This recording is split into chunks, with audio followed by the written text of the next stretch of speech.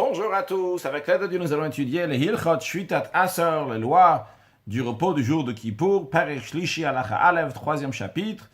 Asur Lichot B'Yom Kippourim, il est interdit de se laver le jour de Kippour, Ben Bechamin, Ben Betzonen, que ce soit avec de l'eau chaude ou avec de l'eau froide, Ben Kol Gufo, que ce soit le corps en entier, Ben Everechad, que ce soit un membre du corps, soit le visage ou la main, Afil ou Baktana, même un petit doigt, Asur Loshita B'Mayim, c'est interdit de le tendre, de le tremper dans l'eau. Vehameler ve'akala, ce qui concerne le roi et la nouvelle mariée, Rochatim et Penem, ils ont le droit de se laver le visage le jour de Kippour. Pourquoi? Kala, la nouvelle mariée, qui est chez l'outil de gagner al-bala, pour pas qu'elle va perdre son attraction envers son mari. Elle vient de se marier, elle a besoin de tirer l'attention de son mari, qu'elle soit bien belle. Vehameler, le roi, qui est chez Irae Beyofio, pour qu'il apparaisse dans sa splendeur, dans sa beauté. Shenem, comme il dit, que tes yeux vont voir le roi dans sa splendeur. Donc le roi doit être beau. Jusqu'à quand est-ce cette femme est appelée nouvelle mariée? Jusqu'à 30 jours. Et donc elle a le droit de se laver le visage si elle s'est mariée dans les 30 jours qui sont avant Yom Kippour. Halacha bet. Quelqu'un qui s'est sali avec des excréments ou de la boue, il a le droit de laver l'endroit qui s'est sali, comme de manière ordinaire, comme son habitude, sans craindre que c'est considéré se laver à Kippour. Une femme a le droit de se laver sa main dans de l'eau, et donner du pain à son fils. Une des explications qui sont données, parce qu'il y a un mauvais esprit qui se trouve sur le pain, qui est pris avec une main qui ne s'est pas lavé les mains le matin, Donc c'est pour ça que la femme a le droit de laver sa main avec laquelle elle prend le pain pour donner à l'enfant. Quelqu'un qui est malade, il a le droit de se laver comme d'habitude, bien que ce n'est pas un malade qui est en cas de situation dangereuse. Tous ceux qui sont astreints, qui doivent s'immerger dans un bain rituel, ils sont impurs, donc ils ont le droit de s'immerger comme d'habitude les autres jours de l'année. Ça s'applique aussi bien pour le 9e jour du mois de Av, aussi bien pour le jour de Kippour, que ces 2 jours-là, on n'a pas le droit de se laver. Ils ont le droit de se laver si c'est pour enlever une impureté. Halacha Gimel, Mishira, Keri Bazmanazeh. Celui qui a eu un écoulement séminal de nos jours. Le Rambam il dit de nos jours, c'est-à-dire après que c'est annulé, ce qui a institué Ezra, qu'un Baal Keri, quelqu'un qui a un écoulement séminal, il n'a pas le droit de prier jusqu'à qu'il va se tremper au mikvé. Mais Bazmanazeh de nos jours, ce qui a été institué par Ezra, c'est annulé. Donc quelqu'un qui avait un écoulement séminal de nos jours, donc dans la nuit de jour de Kippour, et ça arrive après donc le matin, il veut faire la prière. Imlachou, si l'écoulement séminal donc est humide, mais kaner bemapa, il nettoie avec un tissu, un linge, vedayo, et sa chair, donc son corps il est propre, il n'y a rien dessus le corps, et c'est bon, il peut faire la prière. Vimia veshu, si l'écoulement séminal est sec, ou bien qu'il s'est sali, sa chair s'est salie, il a le droit de laver donc avec de l'eau les endroits qui sont sales, au milieu de parler de la prière. Mais par contre, le Rambam nous dit, il n'a pas le droit de se laver le corps en entier au lidbol ou de se tremper et s'immerger dans un bain rituel. Car celui qui est aujourd'hui, de nos jours, celui qui va s'immerger dans un bain rituel, il ne va pas enlever l'impureté qui est venue au contact d'un mort. Ça s'enlève uniquement grâce avec les os, les cendres de la vache rousse, ce qu'on n'a pas aujourd'hui. Donc celui qui se trempe uniquement parce qu'il a un écoulement séminal, il ne va pas se purifier de l'impureté d'un mort. La raison pourquoi de nos jours on se trempe quand même au mikvé, dans un bain rituel, après quelqu'un a eu un écoulement séminal, c'est uniquement une coutume qu'on a appris dans les lois de Tfila, dans le Rambam. Quand est-ce que dans le Talmud il est dit que celui qui a vu un écoulement séminal la nuit de Yom Kippour, eh bien, il va se tremper au mikvé pour pouvoir faire la prière. C'était c'est uniquement à l'époque, lorsqu'ils ont instauré que quelqu'un qui est un balker, qui a un écoulement séminal, va se tremper dans un bain rituel. Donc à ce moment-là, il y avait une obligation de se tremper. Et c'est la raison pour laquelle donc, il y a la possibilité donc, que ce din-là que les sages ont fait va annuler donc, ce qui est interdit, parce que c'est important de le faire.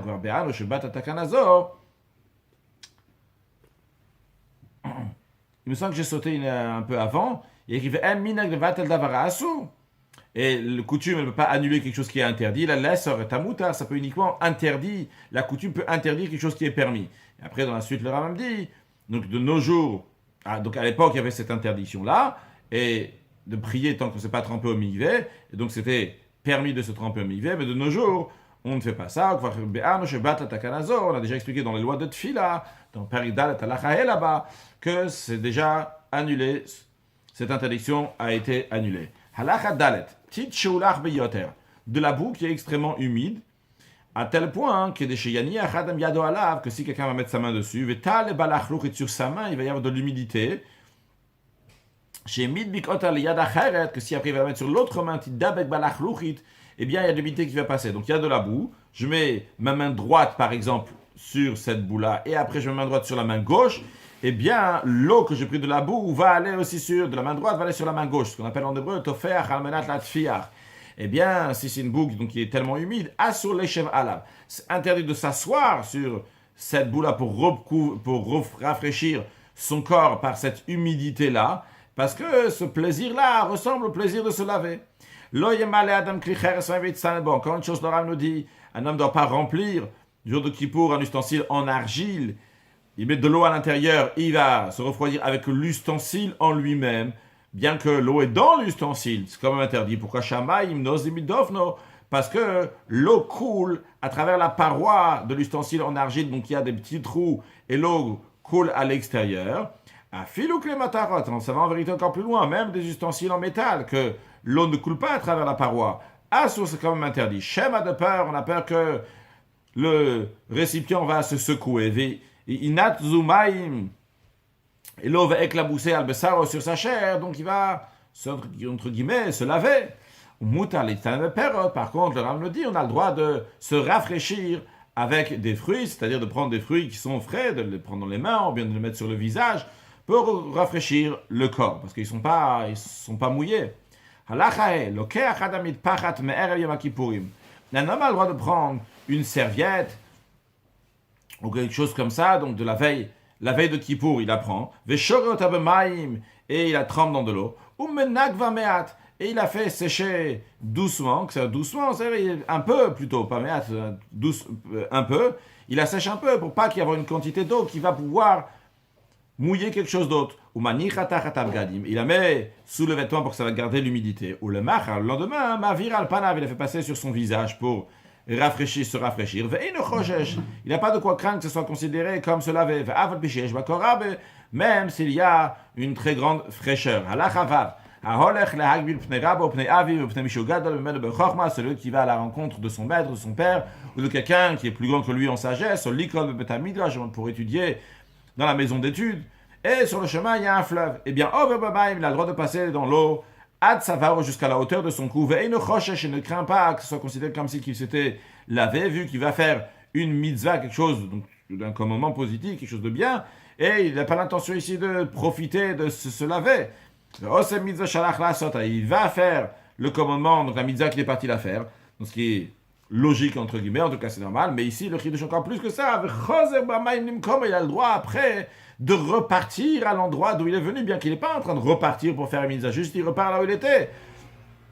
On lui permet quand même, pourquoi? Parce que si tu ne vas pas lui permettre de revenir, et il ne va même pas y aller, faire la mitzvah. Il se trouve qu'il va annuler, il va négliger la mitzvah, c'est la raison pour laquelle on lui a permis même de revenir.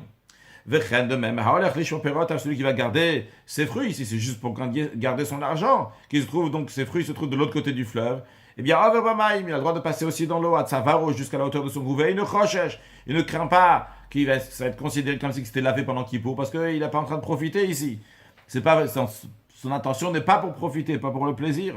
Au bilvad, ma condition, chez le Yotzi ou Yedem, ceux qui traversent le fleuve, ils ne doivent pas sortir leurs mains, mitachat shulebidem, sous le pan de leurs vêtements, comme ils font en semaine. Une des explications qui est donnée, c'est qu'en semaine, donc, ils avaient des vêtements qui étaient longs, et lorsqu'ils passaient dans l'eau, alors ils prenaient comme ça, donc par-dessous, ils le soulevaient pour pas que ça va se mouiller.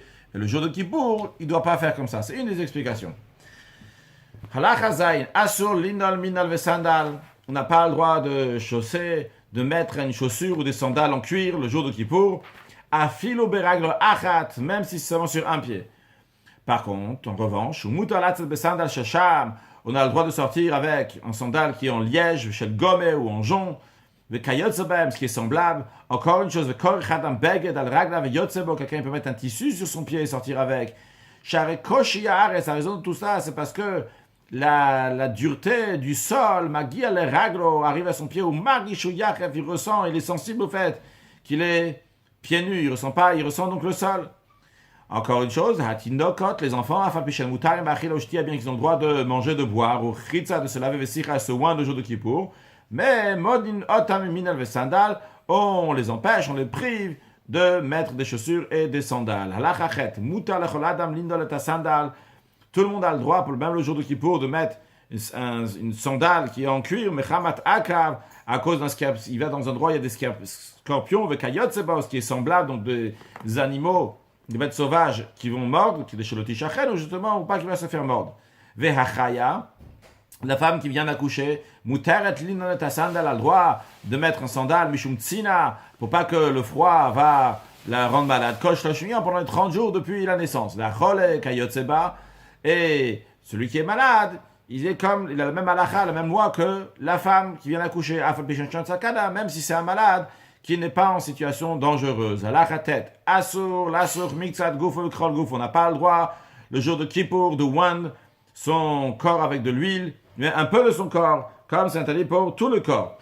Ben Sicha Shaltano, que ce soit une onction donc de plaisir, ou Ben Sicha Sheina Shaltano, que ce soit une onction qui n'est pas de plaisir. Donc il est juste comme ça pour enlever donc, une mauvaise odeur ou une saleté. Donc si c'est oindre, il n'a pas le droit. S'il était malade. Même qu'il n'y a pas de danger qu'il risque de mourir à cause de ça, s'il ne va pas se oindre. Eh bien, bien que cette personne-là, il a des boutons, berocho dans sa tête, dans son front. Sark, d'accord, il a le droit de se oindre. Comme d'habitude pendant toute l'année, il ne craint pas ici de l'interdiction donc de se oindre. Il y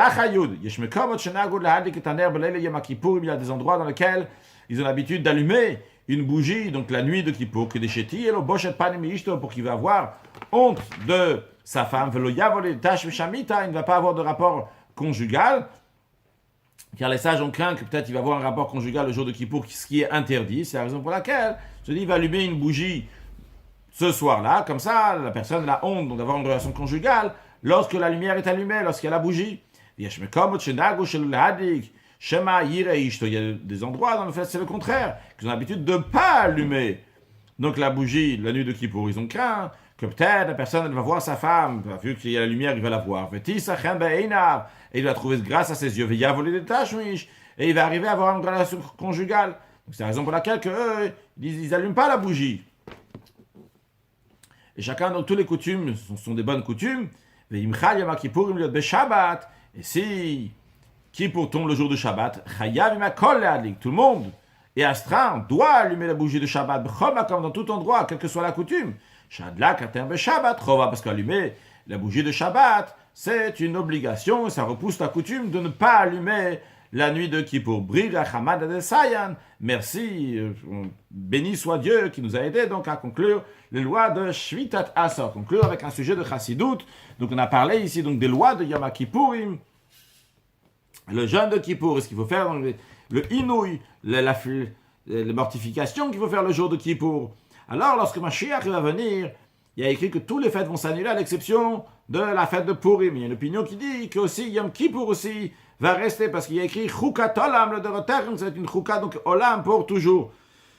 Je sens que c'est le rabbi de Lublin qui dit que il y aura quand même les seules mortifications qui va rester, c'est uniquement celle de mettre, celle qui va s'enlever, la seule qui va s'enlever, c'est celle de pas mettre les chaussures, mais le reste va rester. Mais il y a écrit dans le Tikkun Zohar que lorsque Mashiach va venir, vu que Yom Kippur s'appelait Keppurim, parce qu'il est comme Purim, il dit que l'Itanaga, des mots comme ça, donc que dans l'avenir, l'Itanaga c'est un oneg, il y aura donc le plaisir le jour de Yom Kippur, dans la sikha de Erev Yom Kippurim, de la veille de Kippour, Tafshin Nunbet, une année dans laquelle le rabbi a parlé énormément de la venue de Mashiach qui est imminente, comme dans la dernière génération de l'exil, la première génération de la délivrance, et dans tous les sikhot du rabbi, il y avait des sujets de Mashiach, comme ça doit être aussi aujourd'hui, jusqu'à la venue de Mashiach très prochainement. Le rabbi parle comment que, bien évidemment, On n'aura pas besoin d'arriver à telle et telle situation donc de jeûner, et on va pouvoir...